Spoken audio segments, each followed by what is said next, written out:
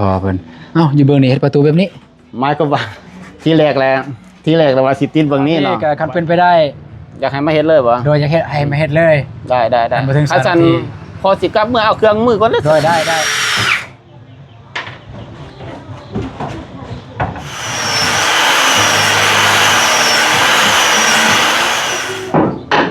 โอเค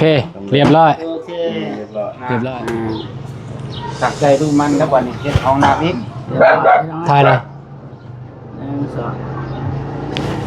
7 ล้านกับ500,000โอเคเรียบร้อยพ่อ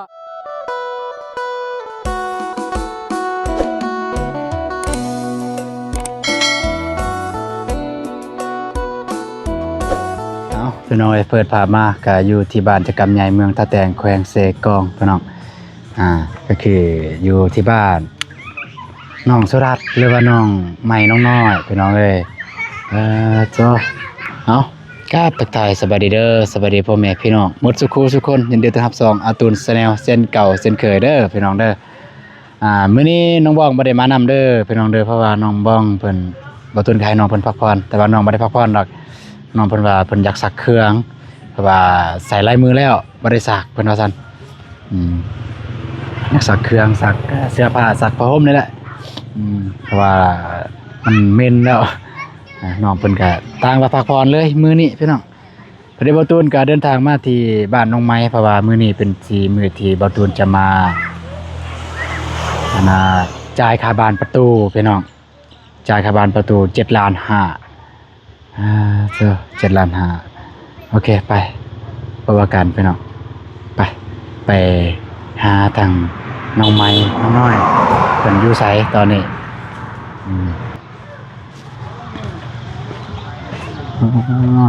อันนี้น่าจะเป็นรถขอ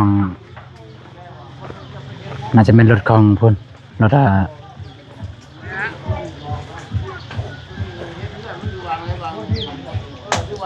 มันจะเป็นรถของสร้างใหม่คนนั้นเป็นน้องเลยนี่เรือนน้องใหม่เรียบร้อยแล้วเป็นน้องเจ้าถ้าผมมีผู้ใดเจ้าสบายดีเด้อ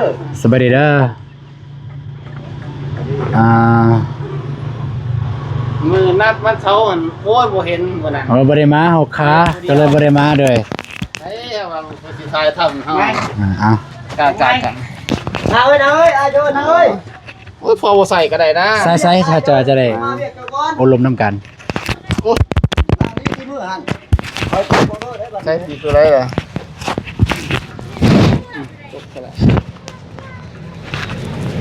มาขออนุญาตได้จ้ะโอเคได้ไปกวดเบิ้งแล้วบ่กวดยังไปกวดเบิ้งอันใดบ่เข้าบ่แน่แต่นี่ละสิแต่ว่าสิมาเบิ้งมื้อนี้ละสิมาเบิ้งเป็นจังไดเบิ้งหันมันละเอียดตัวใดบ่เข้าบ่แน่หรือว่าดูบิดบ่คักบ่บันพับบ่คักบ่หรือว่ามันบ่แจบมันบ่ยังให้เบิ้งขึ้นเบิดเพิ่นก็มีทิศทางแก้ไขใหม่คันว่ามันบ่ถือกับจิตใจของลูกนะเบิ่งนำกันใส่ประมาณจักคนเดี๋ยวมาเฮ็ดนี่2 คนประมาณ3 โมงเฮาแหละ2 คน3 โมงแล้วแม่นก็ถือว่าไวพอสมควรเนาะแล้วก็จะว่าโทรหาพวกลูกนั่นแหละโทรหาก็ว่าโอ้คือบ่มางานให้เมื่อก่อนแล้วก็บ่กำหนดเวลาดอกแต่ว่าพวกลูกเอิ้นมาบ่ได้ก็มาเฮาขาก็เลยบ่ได้มาก็โหอยู่ว่ามื้อนี้เป็นมื้อที่นัดกับพ่อเพิ่นแต่ว่าถ้าทางบ้านก็เลยบ่ได้มาคิดว่าบัดแล้วเพิ่นล่าจึงมาก็ได้ว่าซั่นแม่นบ่เป็นหยังมาก็ได้มาเบิ่งก็เลยบัดอันนี้แล้วจึงมามื้อนี้มาเมื่อวานนี่มาแต่บ่ได้แวะมามื้อซื่นแต่ว่าค่ำเนื้อก่อนพอก็ติดตามอยู่เห็นว่าใช้น้ำมันรถเบิดอยู่ไสอยู่มันกาแฟบ่เด้อเอาเบิ่งคลิปเด้อเบิดไปบ้านกาแฟสิไปเซกองไปพาป้าเพิ่นไปต่อบ่ได้หม้อไหนได้ไปต่อน้ำมันเบิดไปต่อบ่ได้ก็เลยกลับมาคืนโอเคไปขึ้นไปเบิ่งขึ้นเบิ่งเรื่องไปไปตรวจรายละเอียดว่าแน่ได้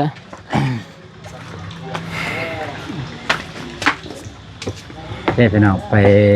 เบิ่งว่าทางเพิ่นเฮ็ดแนวใดเออ เด้อลูกบิดเนาะลูกบิดนี่พอก็ใส่ให้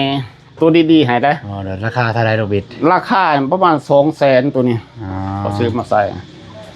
ตัวนี้ก็เป็นตัวดีแหละว่าใส่ดีสุดข้างนอกข้างใน บ่ได้ฟืดบ่ได้หยังบ่ บ่มาอัดเบิ่งตัวจริงมันบัดนี้ตัวนี้อีกพอใส่ให้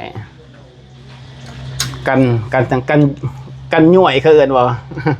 อย่ามันยะออกใช่ป่ะ ด้านเวลาวางช่วงอาการหอนมันสิเหี่ยวเนาะว่ามันสิเหี่ยว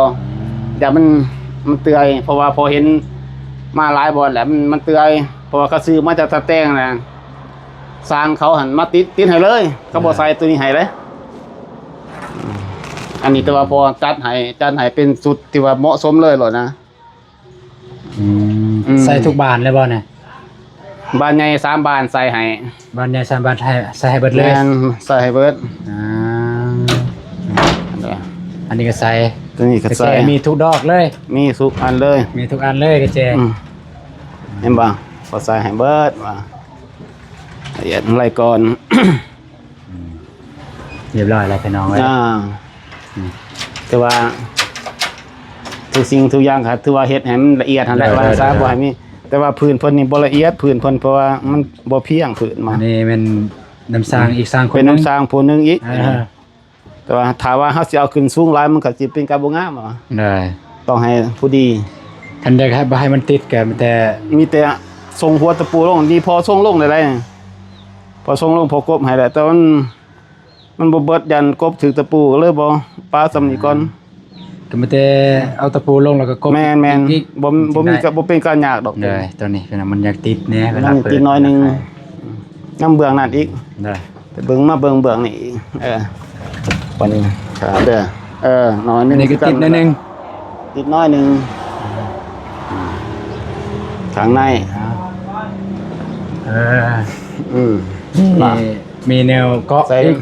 เล็กเกาะก็อันนี้เล็กเกาะบันพับธรรมดาเล็กก่อนลุมเทิง ล็อกมีสองล็อกเนาะ แม่น ตามที่เว้าเลย ตามที่ว่าตั้ง ส่วนละบานประตูน้อยหรือว่าบานโปงเอี่ยมนี่มันล็อกมี2ล็อก ล็อกสองล็อก แล้วมีแนวเกาะ ครบสุด แล้วก็สำหรับบานประตูใหญ่มันจะมีล็อกแล้วก็มีแนวจับแล้วก็ กัน ลูกบิด กันหน่วยลูกบิน แต่ว่าตอนนั้นทำบ่ได้เว้ากันเรื่องอันนี้เนาะ บ่เว้าแต่ว่าพอตัดใหม่เลยเด้พอตัดให้มาเป็นสูตรเลยบ่ให้ ได้ อันนี้เลยให้มันละเอียดเลยถือว่าเน้นใจความแน่นอนว่าซะบ่ให้มีการอันนี้อีก ได้ ตามแผนเฮา ได้ แต่ว่าให้ลูกกันเบิ่งคืนว่าตัวใดบ่คักบ่แน่แหละพอสิมาแก้อีกเรียนนะเพื่อความสะดวก ก็เรื่องที่ว่าเรื่องให้เบิ่งคืนได้บ่ครับบ่แน่ก็น่าจะก็สิสำเนียงละแต่ว่าอยากตัวนี้ก็อยากฝากถ้าสมมุติว่าคือจังซี่อันอื่นเนี่ยได้อยู่ส่วนหลายที่เฮาเคยไปเฮ็ดเฮือนส่วนหลายแต่ลูกบิดนี้มันจะเพไว เพราะมันขึ้นกับผู้ใช้ แม่นผู้ใช้แน่ ขึ้ แล้ว นกับ ก็ ผู้ใช้ผู้ใช้บางเทื่อแหละเวลาเขาสิคายออกเขาบ่บิดเลยเขาดึงออกเลยมันต้องเพแน่นอนเรื่อย ถ้าสมมุติมันเพภายใน 2-3 เดือนเนี่ยมี ๆมีการ แถมบ่ ได้พอเปลี่ยนให้ได้ เปลี่ยนให้ บ่ เนาะ เป็นหยังได้นะ ได้ บ่เป็นหยังตัวนั้นหั่นเพราะว่ามันก็บ่แม่นผู้อื่นผู้ใกล้ดอก เป็นคนเอาคนแพ้กัน ได้ แล้วก็ช่วยเหลือกันเบิ่งแย่งกันหั่นแหละ ได้ เห็นนั้น ได้โอเคพี่น้องก็จะประมาณนี้ทางพอเพิ่นเอ้าอยู่เบิ่งนี่เฮ็ดประตูแบบนี้ หมายก็ว่าที่แรกแล้วว่าสิติดเบิ่งนี้เนาะบัดนี้สร้างผู้หนึงหันเราฝัดแลนบางใบบางบรรทัดเบิ่งนี้ ก็เลยมาติดเบิ่งนี้หั้นนะบัดนี้เฮาสิแก้ไขบ่ได้เด้เพราะว่ามันสวงลุมก็บ่เป็นหยังฮะตามพวกคิดหั้นนะบ่เป็นหยัง แต่ว่าเจ้าของเฮือนเป็นว่าจังได๋ เพิ่นก็โอเคอยู่ มันโอเคเนาะโอเคก็โอเคแต่ เพราะ ว่า ว่าให้ไปเบิ่งเดียวกันก็ได้ มาเบิ่งนี่ก็ได้นะแต่ว่ามัน ได้ มันสลับหนิดนึงแต่เฮาสิมีการเปลี่ยนแปลงเพราะว่ามันสิบ่งามเข้าใจบ่ ได้ เพราะมันได้เฮ็ดแล้วเด้ คิดว่าเจ้าของเฮือนสิว่า บ่ โอเคบ่พอใจเด้อก็ คัน จะเป็นต้องได้เปลี่ยนแต่ว่าคันเพิ่นว่าแนวนี้ก็ได้ ได้ โอเคเพราะว่า เพ บ่ ราะ เรื่ มั อน ง ก็ เฮือ บ่ น มีการผิดเบียงหยังเด้ มันก็อัดสะดวกสบายนะแต่มันก็เป็นการสวยงามอีกอันหนึงเป็นแต่ว่าแผนเฮาก็จะติดเบื้องนี้ มีแต่อยู่เบิ่งมีแต่วงเดียวใน มัน ที่ ตรงเดียวนี้มันผิดพลาดหั่นนะมันสร้างผู้หนึงเพิ่นเฮ็ดเพิ่นปกติแล้วฮะต้องใส่บรรพับใส่ยวงเบื้องนี้ยวงจับตัวนี้นะ นั่นแหละคือนั่นแหละคือจังว่าใครๆบ่ได้นั่นคือว่าแบบรูปทรงก็คือกันแหละ บ่ได้นะ อ้าว เพราะว่าเขาได้แลนตัวนี้แล้วปกตินะครับบรรพับนี่ครับต้องใส่เบื้องนี้เข้าใจบ่ถ้าว่าจะให้มันคือกับ สมมุติว่าเขาเจาะเสร็จแล้วเขาก็ปิ้นไปเบื้องนี้ บ่ได้ นั่นได้คือบ่ได้ บ่ได้เพราะว่าเขาได้กบเขามันบ่ได้เลาะเด้วงกบบ่ได้เลาะจังบ่เขาต้องได้กบเขาอีก ได้ ถ้าว่าเขากบเขาได้100%แต่จึงซุบเขาแล้วจึงได้ติดบรรพับติดยวงถ้าเขาเปลี่ยนเบื้องแดงถือว่าบ่ได้ ได้ มันบ่เข้ากับระบบของมัน ก็คือเพิ่นเฮ็ดตัวนี้สิอธิบายเพิ่นไปแล้วเนาะ อืม ทางสร้างเพิ่นเฮ็ดผิดพลาดเพิ่นลงไปเจาะเบื้องนี้เจาะนี่เจาะเบื้องนี้แต่ว่า ธรรมดามันต้องติดเบื้องนี้นะแต่ว่ามันผิดพลาดอันเดียว เบื้องนี้อีก เบื้องนี้อีก เบื้องนี้ที่ว่าโอ้เบื้องนี้โอเค ถูกต้อง เบื้องนี้แบบนี้ แบบนี้ แบบนี้เลย ผิดพลาดน้อยหนึง คักอยู่เบื้องนี้ นะ นี่ถ้ามีสีถ้าสีใส่ให้งามขึ้นแต่ แต่ บ่ ว่า มีสี สีหันเฮาบ่ได้สัญญาเรื่องสี เด้อสีบ่ได้บอกเรื่องสี แต่ของเรื่องเพิ่นสิท่าเองเพิ่นว่า เป็นว่าส ดี เปน แล้ว ไท ก็ ย ท่าจำนวน1บาทใหญ่แล้วก็ท่าได้พวกเรา แม่นว่า ใส่เฮ็ดเองได้แล้วว่า ได้ โอเค โอเคไป ได้ คุยกันอยู่ลุมไปจ่ายเงินอยู่ลุมเลย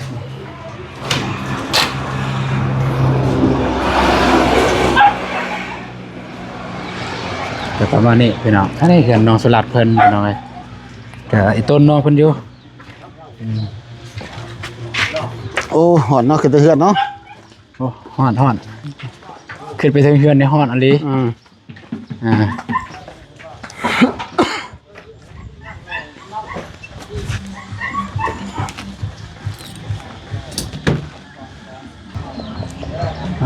เบาเจ็บกำลังอัปเดต แต่ว่า ทางคุณ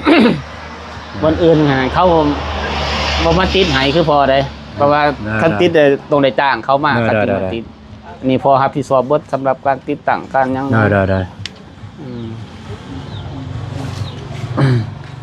จับให้ ได้อยู่ติดในไหนก็ได้ จับให้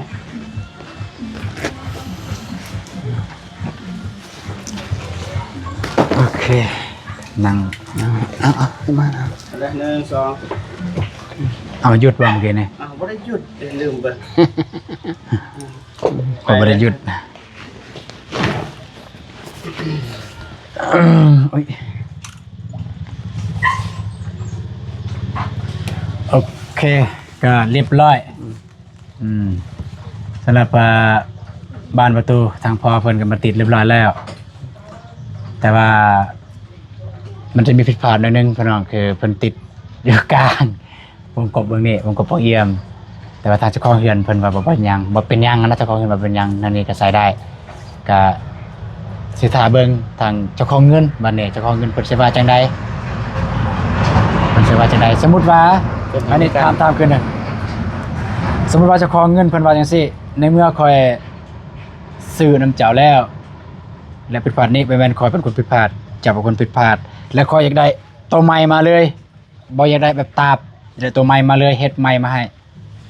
ทางพ่อสิคิดว่าจังได๋ โอ้โหมันก็สิว่าเฮิงตึกมันสิเฮิงตีกันนี่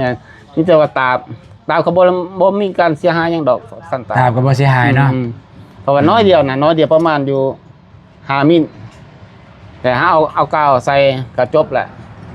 คัดละเอียดก็บ่เห็นเลยหรอกตัว แบบบ่เห็นห้องหอยเลย บ่เห็นเลย โอเคกันมีแต่ว่าคันสั้นก็ กันว่า บ่ท่าผู้ใหญ่เพิ่นเว้าก็ได้ อยากให้พ่อมาแก้ไขเลย มาแกะเนาะ เลยมันสิเป็นเดี๋ยวนี้ ถ้าสมมุติพ่อบ่ได้มาแก้ไขทางผู้เบิ่งสิว่า นี่เนาะ ผู้มานี่ผู้นี้ก็บ่ละเอียดและผู้เฮ็ดก็บ่ละเอียดก็สิว่าจังซั่นมันเสียกัน2คนเลยมันแต่ว่าบ่ได้พลาดเฮามาแก้นำกันเลย แกะให้มันได้ระบบเดิมของมัน แม่นบ่ถึงกันว่าละเอียดกิ๊บแต่ว่าก็อย่างน้อยเฮาก็ได้แก้ให้พ่อแม่พี่น้อง ได้ผมมาแกะบ่ถึง20นาทีนะผมมาแกะแป๊บแรก โอ้ยนาเดียวสั่นกันบ่ถึง20นาที พอถือสวรรค์มาหันออกจัวหัน โดย เข้าขึ้นแล้ว คันบ่ถึง3นาทีก็คันเป็นไปได้ อยากให้มาเฮ็ดเลยบ่ โดยจะเฮ็ดให้มาเฮ็ดเลย ได้ มาถึง อาจาร 3นาที ย์พอสิกลับเมื่อเอาเครื่องมือก่อนเลย โดยได้ เนาะ ได้ให้พ่อกลับไปเอาเครื่องก่อนแล้วก็มาเฮ็ดปั๊บให้เพิ่นได้เบิ่งนํกันเลยปั๊บ เออ จดแล้วแล้วก็จ่ายเงินไปทีเรียบร้อยโอเค เอาซั่นเนาะ โดยจะท่านพอ เออ มันจึงละเอียดดีทางลูกก็ละเอียดทางพ่อก็ละเอียด แม่น เพิ่นก็สิว่าดีแบบนี้โอเคจังซั่นพอ เนาะ โดย โอเคเนาะ โดย ได้โอเค เอา โอเคโดย กลับเมื่อเอาเครื่องมือก่อนซั่น โดย น้อยหนึง โอเคพี่น้องก็ทางตอนนี้พ่อเพิ่นก็กลับไปเอาอุปกรณ์หรือเครื่องเงินเอ็ดบานประตูนี่แหละเพราะว่าเพิ่น ถ้าบ่เจ็บจากเบิ่งบ่จะเห็นแล้วบ่ไปเบิ่งเพิ่นนํกันได้นี่อยู่นี่เบื้องนี่ อยู่เบื้องนี้ ก็มันอยู่กลางพี่น้องอยู่กลางแต่ว่าตามแผนเนี่ยมันจะอยู่แคมแต่ว่าแม่นว่าเบื้องนี้บานหนึงแล้วก็อัดเข้ากันแบบนี้แต่ว่าของเพิ่นเนี่ยอยู่นี่บานหนึงแล้วอยู่กลางบานหนึงอยู่นี่บ่มีแต่แบบผิดพลาดพอดีประตูเดี๋ยวถามว่าทางเจ้าของเพิ่นว่าจังใดแล้วสิถามน้องเพิ่นน้องว่าจังใดแบบนั้นว่าอนุคมมักเด้อ บ่โอเคปานใด บ่โอเคเนาะ เลย เทื่อหน้าคันบ่โอเคเวลาเว้ากับสร้างคันบ่โอเคบอกตรงๆเลยว่าแบบนี้เฮาบ่โอเคให้เพิ่นแก้ไขใหม่ เล เทื่อย หน้า แต่น้องบ่ได้เห็นเพราะว่าน้องก็เข้าเวียกได้ไปเวียกเขาก็ขึ้นมาเฮ็ด ผู้ใดเป็นคนเฮ็ดเป็นคนเบิ่ง คือสิแม่นพอแต่เราก็บ่ได้เห็นอยู่ แบบมันบ่ตุนเบิ่งเขารู้สึกบ่โอเคอะนะแต่ว่าเราทางสร้างเพิ่นว่าทางเจ้าของเงินว่าโอเค แต่ว่าบ่ตุนยังบ่เชื่อสนิทเอาง่ายๆซะก็เลยนี่แหละมาถามทางน้องเพิ่นว่าบ่โอเคน้องเห็นแล้วแต่ว่าเห็น เล แล้ว ยเพราะว่า ตรงนี้ น้องก็ว่าสินอนพักนี่เลยบ่โอเคปานใด เจ็บบ่ฮู้ใช่ไหม เฮ้ย แต่ว่าไปเปิดอยู่มื้อน่ะ จริงๆบ่ตุนในสังเกตนำคลิปของบ่เตียงแล้วสังเกตเบิ่งปั๊บโอ้บอลนี้เห็นอยู่นำคลิปบ่เตียงแต่บ่เตียงบ่ได้เว้าอ่ะนะบ่ได้เว้ามันแต่ถ่ายอันนั้นซื่อๆเห็นผ่านๆเอ้ากลับไปกลับมาเอ้าคือเป็นจังซี่ก็เลยมีลืมเบิ่งเลย เอ้ามันลงไปนี่สิได้ลงไปกวดเบิ่งคืนก็เลยบ่ตุนลงกวดเบิ่งคืนแต่มันก็มีบอลดีแน่มีบอลบ่ดีแน่นะพี่น้องก็คือบอลบ้านใหญ่เพิ่นก็ใส่เล็กเพื่อบ่ให้มันเกินว่าจังได๋เขื่อนมันยังนั่นแหละที่จริงบ่ใส่ก็ได้แต่ว่าก็เพิ่นอยากใส่ก็บ่เป็นหยังให้มันแน่นดีมันมีเด้บ้านหนึงเด้มันจะอยู่นอก ยังบ่ทันเข้าใจ อ่า ได้สิขึ้นไปเบิ่งเลย ยังบ่เข้าใจเพิ่นใส่บ่ถึกเบื้อง เราใส่บ่ถึกเบื้อง ใส่บ่ถึกเบื้องแต่ว่าเพิ่นว่าสร้างเพิ่นว่าเจ้าของเรือนว่าโอเคแล้ว แต่บ่ตุนยังเชื่อบ่สนิทดอกว่าโอเค เพราะเว้าเรื่องเรือนเนี่ยเรือนมันตามใจผู้อยู่อะนะแน่นอนแหละตามแบบบ่มีแล้วสิมักประตูแบบนี้นะต้องแบบให้มันคือการเบิดโอเคพี่น้องมันจะรอถ่าทางสร้างเพิ่นมาก่อนแล้วก็สิอัปเดตให้พ่อแม่พี่น้องได้เบิ่งตามเพิ่นแก้ไขปุ๊บๆแนวใดบ่ตุนสิถ่ายพ่อแม่พี่น้องได้เบิ่งเลยไปพอกันจังหน่อยโอเคต้นนี้สร้างเพิ่นมาแล้วพี่น้องเนี่ยเพิ่นมาดำเนินแกะอันนี้ออกก่อน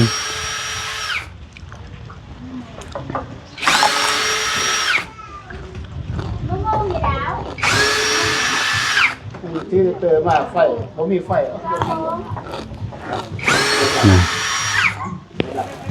บ่แม่นนะไฟผมมาบ่มีอยู่ในเรือนไฟไปดึงซ้ายก็ปานใหญ่ เรียบร้อย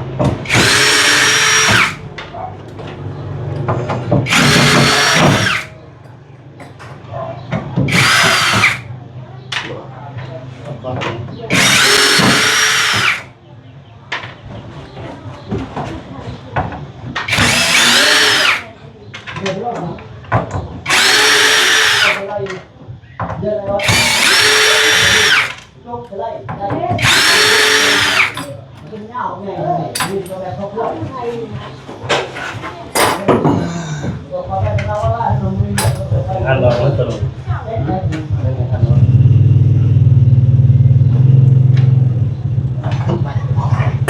ตักขึ้นเกี่ยวตรงนี้ทำได้ตรงไหนตรงนี้ก่อน เฮ็ดตัวนี้ก่อนนะ ตัวไหน บาดเบื้องนี้ก่อนจะอัดตรงนี้ เอาลง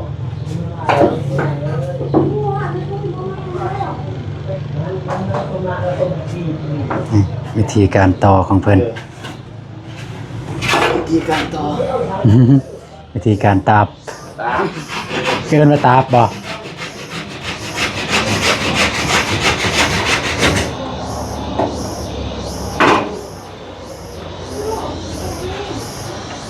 เราเกาอีเด้นะ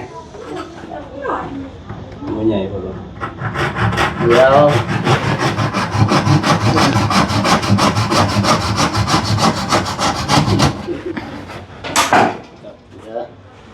เอาเกาในรถนี่บนกระเจเด้อก็ อืม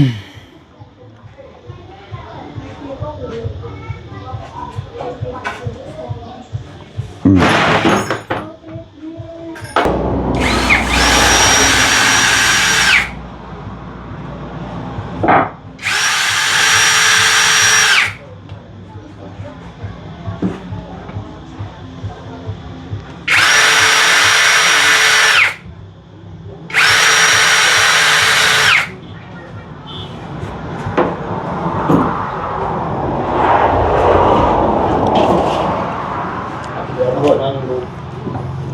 เกาใส่เลยป่ะเรียนมาโหดเดี๋ยวทีเดียวเนี่ยเป็นหนังป่ะตัวไหนอีก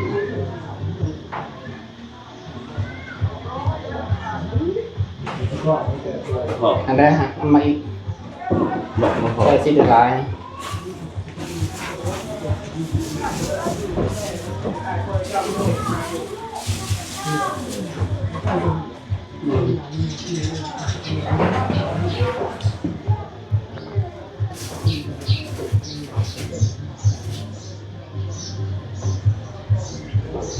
ปูมาก่อนปูที่นี่นี่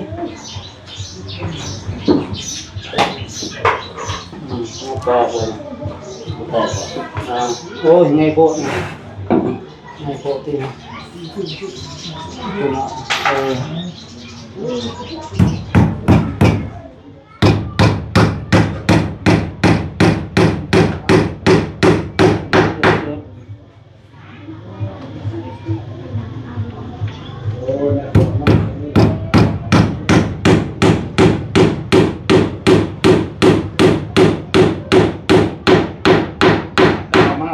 กาโอ้ยใส่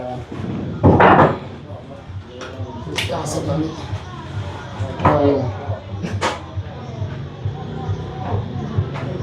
เป็นสึกลงในร้ายหรอ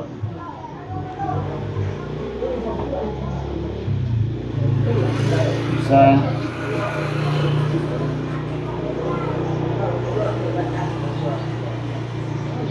ลอง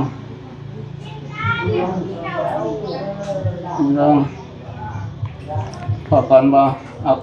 ขี้ไหลห้อยใส่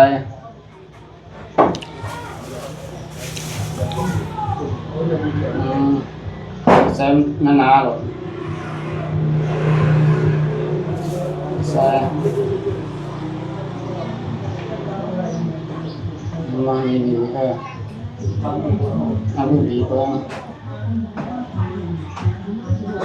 ป่วยกาวลงอีก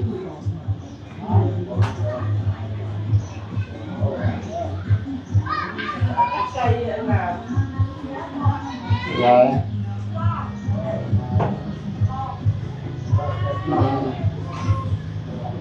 ว่าเอามาเบิ่งนี่อย่าเบิ่ง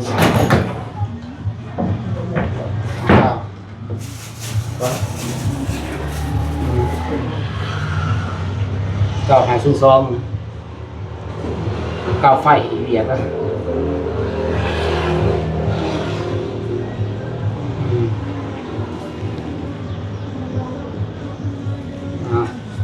ไปเก่าแห่งกันนอนใส่ตรงนั้นนิดไป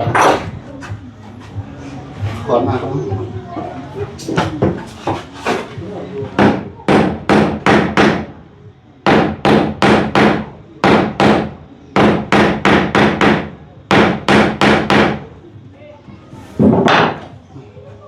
ขี้เรือมาโหดก่อน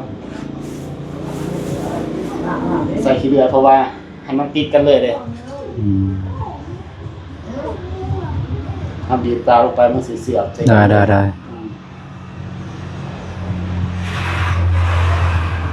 กูมาต่อก่อนนะ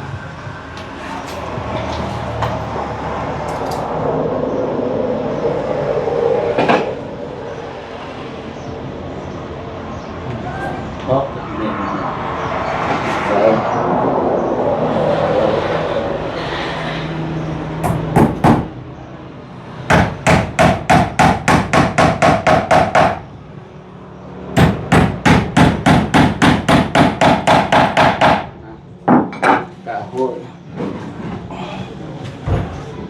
อยู่นี่มันมีไฟลองไปขัดอยู่ลุ่มเอา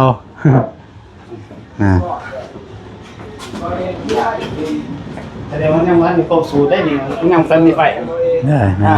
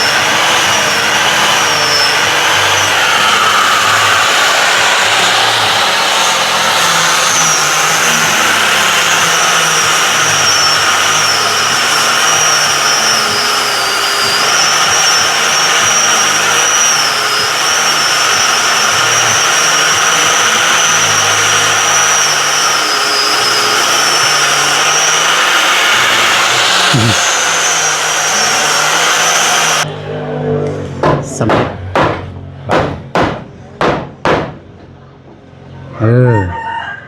จังสิ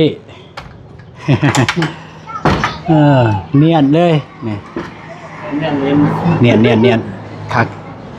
เรื่องจะเป็นได้แก่บ้านนึงได้แบบว่าต้องถึงบริษัทถึงตัวนี้ต้องสอบ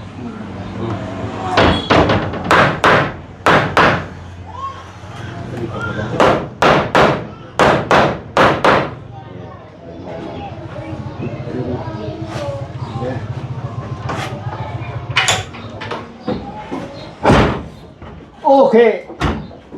ไม่นะจริงนะ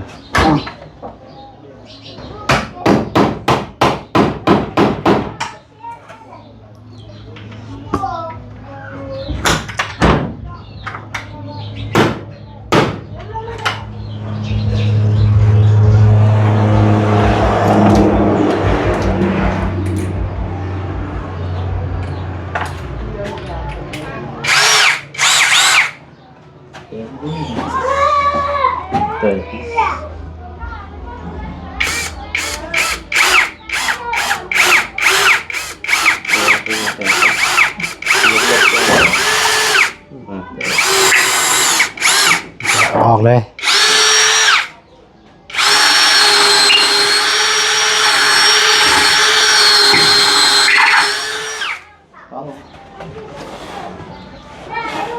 ใช่เป็นมีบ่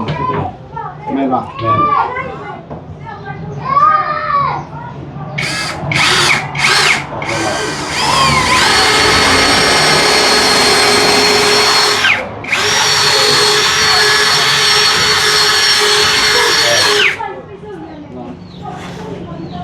ลองมันครับ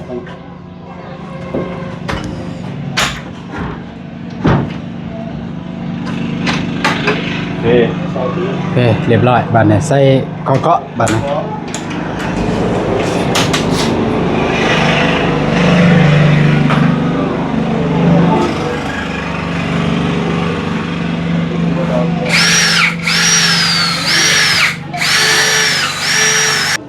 ขั้นตอนสุดท้ายแล้วเป็นอะไรก็คือใส่ไม้เกาะ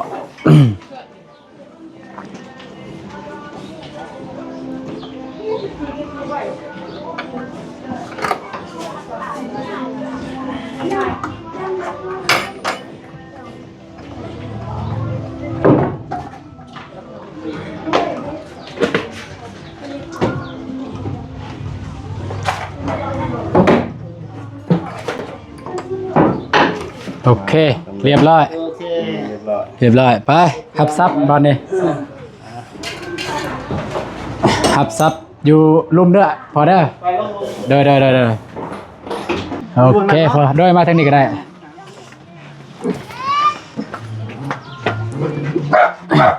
โอเคแต่ว่าเรียบร้อยพี่น้องเอ้ย เรียบร้อยแล้วดัดแกะ เด้อทางพ่อเพิ่นพามาดัดแกะมา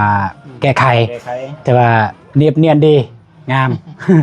งามในวันนี้งามโอเคบนระยะห่างมาเพาะสิจ่ายเลย QR เนี่ย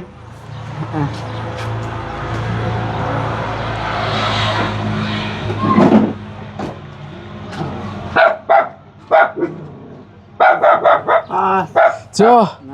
ระบบวันนี้เลยเนาะ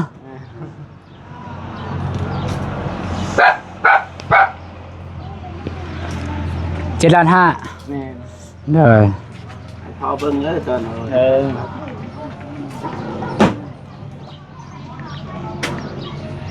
ถือว่าดีใจแล้วมันสำเร็จสิ้นหมดเลยเด้ตั้งปอกกับถุงที่ทุกสิ่งทุกอย่างนะว่าถ้าให้สำเร็จว่าให้ยุ่งให้ยากว่า ทางเฮาก็ประมาณนี้แหละมันจะว่าก็บางทีก็บ่ได้เข้าหาแล้วบัดนี้ แม่นบ่เนี่ย PP Mobile แม่พี่บอกว่า โอเค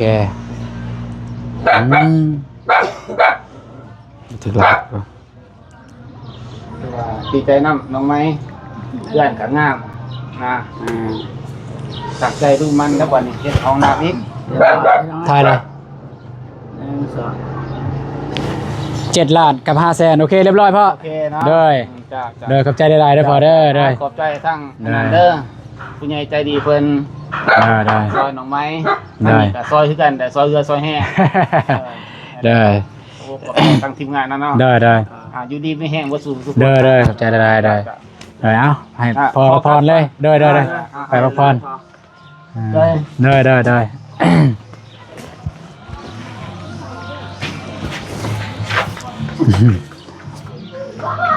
โอเคพี่น้องมานั่งนี่ก็ได้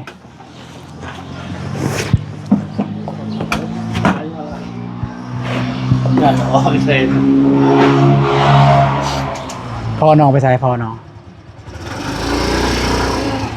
โอเคได้แล้วเยอะไปแต่น้องก็ได้โอเคพี่น้องเลยแต่แตนคือกันทางพอเพิ่นกันตอนแรกว่าคือบุตรีประตูบอกเมื่อกี้นี่แต่ว่าประตูคิดไปคิดมาเนี่ยโอ้คันบอกแก้ไขมันส่งหาไปมันก็ส่งหาทีมงานมันก็ทำหาทีมงานแล้วบัดนี้ว่าผู้ใดได้ถึงมานั้นผู้ใดนะเป็นยังเฮ็ดสิคือให้เพิ่นแก้เฮ็ดจังซั่นเฮ็ดจังซี่นะแต่บัดนี้เพิ่นแก้เรียบร้อยแล้วพี่น้องเอ้ยแต่ว่าสำเร็จเสร็จสิ้นงามบาดนี้มันแต่ว่าแล้วเด้อ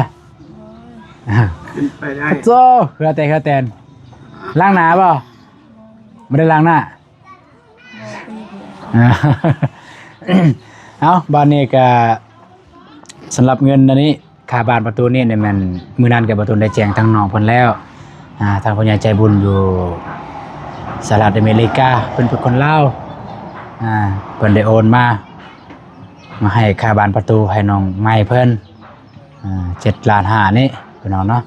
ก็ไม่ได้ว่าให้น้องไม้ก็บอกกับใจเพิ่นเด้อแล้วก็อวยใส่ให้พรให้เพิ่นเบิ่งอยู่ตอนนี้ไปบอกกับใจเพิ่น เดี๋ยว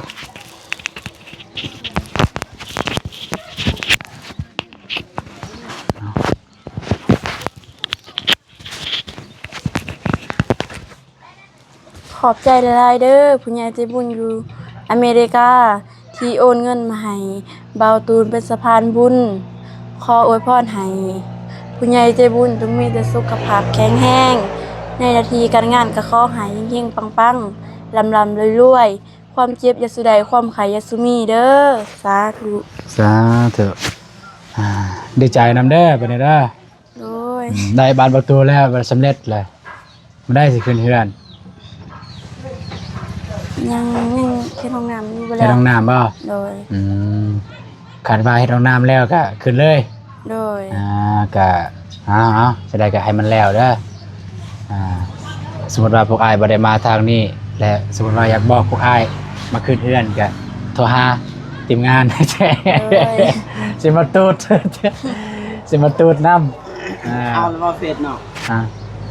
บ่มีทางติดต่อก็ติดต่อทางเบาเจ็บเป็นก็ได้ บ่มี เจ็บเพิ่น กันได้ บ่มีบ่ก็ โทรศัพท์นั้น บอกทางทีมงานก็ได้สาวนิดสาวนุนาบ่ยากดอกเรื่องนั้นโอเควันนี้พวกอ้ายสิได้กลับเด้อ โดยเดินทาง ว่าก็ด้วยสิได้ไปบางเทื่อก็สิได้เมื่อพุ่นแต่ว่าก็เมืองตัวจริงมันสิไปทางใดในเมืองนี้พี่น้องเนาะสำหรับคลิปนี้ก่อนอื่นหมดก็ขอบคุณหลายๆเด้อทางพ่ออยู่สหรัฐอเมริกาที่ไว้เนื้อเชื่อใจเบาตูนให้เป็นสะพานบุญในครั้งนี้จะได้ก็ขอให้พ่อจงมีสุขภาพแข็งแรงอายุมันคนยืนปรารถนาสิ่งใดขอได้สิ่งนั้นดังสมการปรารถนาเด้อพ่อเด้อสาธุอาจจะสาเนี่ยก็ขอโทษขออภัยในเวลาที่มันสาเนี่ยจักหน่อยว่าทางเพิ่นก็บ่ว่างแน่ทางบัดเพิ่นเฮ็ดแล้วเบาตูนก็บ่ว่างบ่ได้มานะแต่ทั้งนี้ทั้งนั้นก็เฮ็ดอยู่ดีเฮ็ดคือเก่าก็ถือว่าสำเร็จเสร็จสิ้นแล้วมีแต่เราติดตามเบิ่งว่าทางน้องเพิ่นสิขึ้นเมื่อใดพี่น้องเนาะก็ทีมงานก็จะได้มาอัปเดตให้เพิ่นพี่น้องได้เบิ่งนํกันไปเจอกันในคลิปต่อไปพี่น้องคลิปนี้สบายดีเด้อไปกลับก่อน